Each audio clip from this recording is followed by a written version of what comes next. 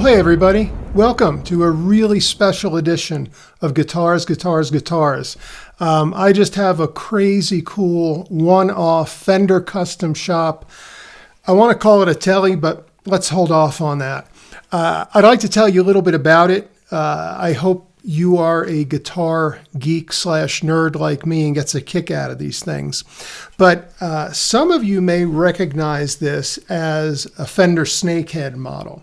And that was a prototype that Leo made up prior to making the broadcaster or the telly. And he or someone else would take it to various concerts and share it with musicians and show them what he was working on. And eventually it evolved into the telly. This guitar is not historically accurate, but it's based on that snakehead design. As you can see, it's got a snakehead. But let me tell you the story behind this one, which is kind of cool. A salesman by the name of John from Wildwood Guitars was visiting the Fender factory one day. And the boys at the Fender factory said, "Hey, if we made a special guitar amplifier set, would you be interested in buying it?" As Wildwood is always interested in these wild and unique and great instruments, he said, sure, not even knowing what to expect. And what they made him was a K F Esquire and amplifier set. The amp, I'll let you hear a little later. It's based on the Super Champ circuit, but it's painted and aged to match the K F Esquire. Now, you may say K and F. Some of you know who that is, some of you don't. Way back in the 40s, old Leo Fender was working with a guy named Kaufman. That's the K, Kaufman. And they were strictly making lap steels together. Kaufman left Fender long before Leo ever came out with the broadcaster. Maybe I shouldn't say long before, maybe it was like 2 or 3 years. But all Doc Kaufman and Leo ever made were lap steels. And as some of you might know, that was Leo's inspiration for the Telecaster. Basically, what he got was a lap steel and sort of put a body and neck on it, and that was his idea for an electric guitar. What the guys at the Fender shop did is, they call this reimagined. They came out with a K and F Esquire and amp combo. I'm going to try to get that logo to you, see if you could make that out. Sorry if that's not the greatest filmmaking in the world, but that's the original K and F logo. I saw that when I went down to the Leo Fender Museum. And I started to inquire about the amp as to why they made one of these, but here's the kicker, why they made only one of these. This is the only one that exists. It's the only one that was ever made, the only one that ever will be made. And the way it was explained to John at Wildwood was that Fender still owns the rights, and seemingly it's rightfully so, to the K&F brand, the K&F logo, the use of the K&F name in production. In order to fulfill copyright requirements that they could maintain that, they have to make a retail product approximately every 10 years, again, to hold that copyright. So I think this is a situation where the guys in the custom shop were just having fun and came up with this K&F Esquire amplifier combo, not only so they could have fun, but so Fender could keep the name. John from Wildwood was fortunate enough to be in the right place at the right time to lay hold of this set.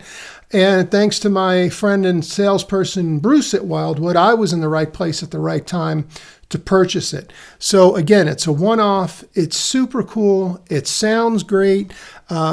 Just a little bit about the guitar. It's a pine body, which is what the original snakehead was. It's 1.5 inches thick, which I believe is just slightly thinner than a regular Esquire or a regular Telecaster. It's got a neck that measures from about 0.95 here to about 1 inch here. So it's a pretty nice big honking neck. As you can see, 6 on a side tuners. They did put the Custom Shop logo on it there. And It's got some telly features. The original snakehead did not have the oblong scratch plate, but it does have some interesting wiring. Someone asked, actually, why would you have an Esquire with a three-way switch? Well, first of all, in the neck position, you get a standard setup, which means you have your volume control, your tone control. In the middle position, you have just the volume and no tone. In the rear position, the pickup goes from the pickup to the output. Now, people have argued for years that that makes a huge difference in sound. Other people say, not really. It's not that big of a deal. But when you're running an output signal through two potentiometers, a couple of little caps and that sort of thing, you can notice a difference. And we're going to hear some of that. What I'd like to do is, this is going to be relatively short. I'm just going to play a couple chords, show you the different settings. And you tell me if you hear a difference between the fully engaged tone circuit and the fully disengaged tone circuit. So again, just some basic chords. That's wide open. By the way, I'm going through a Kemper and I'm using a car slant 6 profile. Wide open.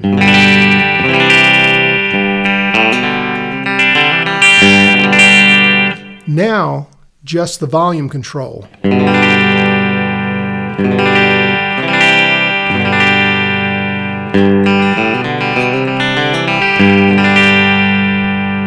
And now the volume and tone engaged.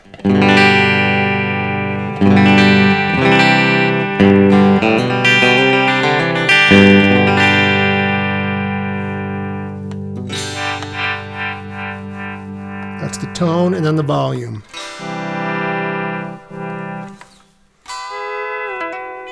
It's going to sound weird with the microphone there. But I hear a difference. Again, wide open, just the volume, and the volume and tone. So it definitely has some cool sounds to it. If we were... It almost has a little bit of that Bakersfield. I believe the pickup is a hand-wound, custom-wound no-caster pickup, which means it probably has a little bit more mids to it.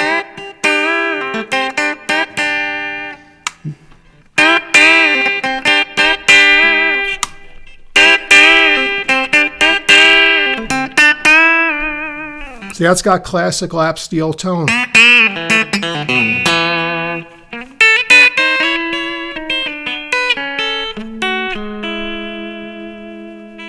And the front position with everything.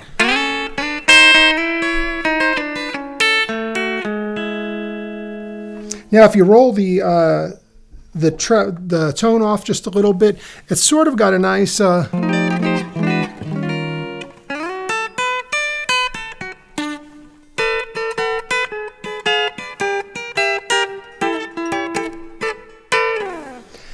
So let's hear it with a little bit of drive. This is wide open.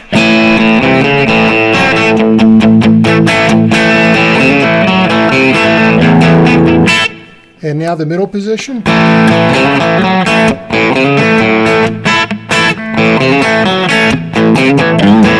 And the front, which would be the tone and the volume.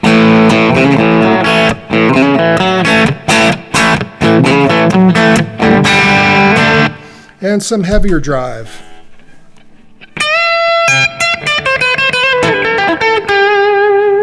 Wide open.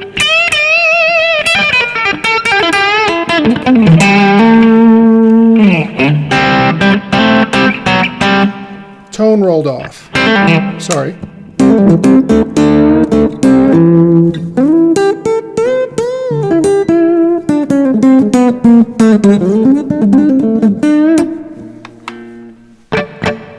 Back to our clean sound.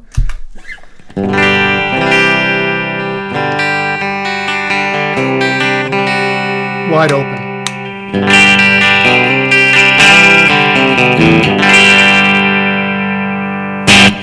That gives you an idea through the Kemper. Now what I'm going to do is take the mic off of here and I'm going to put it on the Champ amp. And the beauty of this baby, which I absolutely love, I don't know if you could see it, but it's got one knob. just volume. You get it up to about 4 or let's say 11 o'clock or 12 o'clock. It really just starts to smoke. So give me 1 second. Let's switch over to that. By the way, before we switch over, I just wanted to share with you, it's a little cold down here today. In Colorado, we had a wind chill of 34 this morning. So I thought I'd wear a jacket, look a little classy, for the GX3 videos. But this jacket, my wife and I got from the estate of Mr. Leon Russell. We're both fans of his, and he wore jackets like these in concert many times. And it was just kind of fun to get some of his clothes and his equipment. He will be missed. A great talent that appeared and offered himself on countless recordings. So kudos to me for the Leon Russell jacket. And I just wanted to share that with you. Hold on.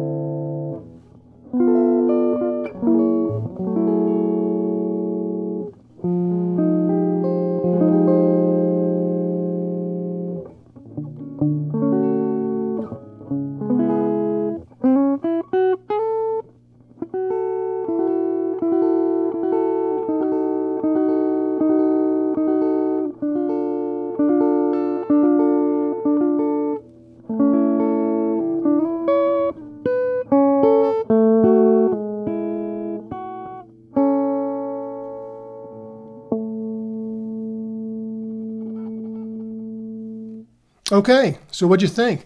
Again, the K F Esquire combo with a Super Champ amp, and I believe instead of an 8, it's got a 10 in it, and it's got some other modifications, which I'm too dumb to tell you.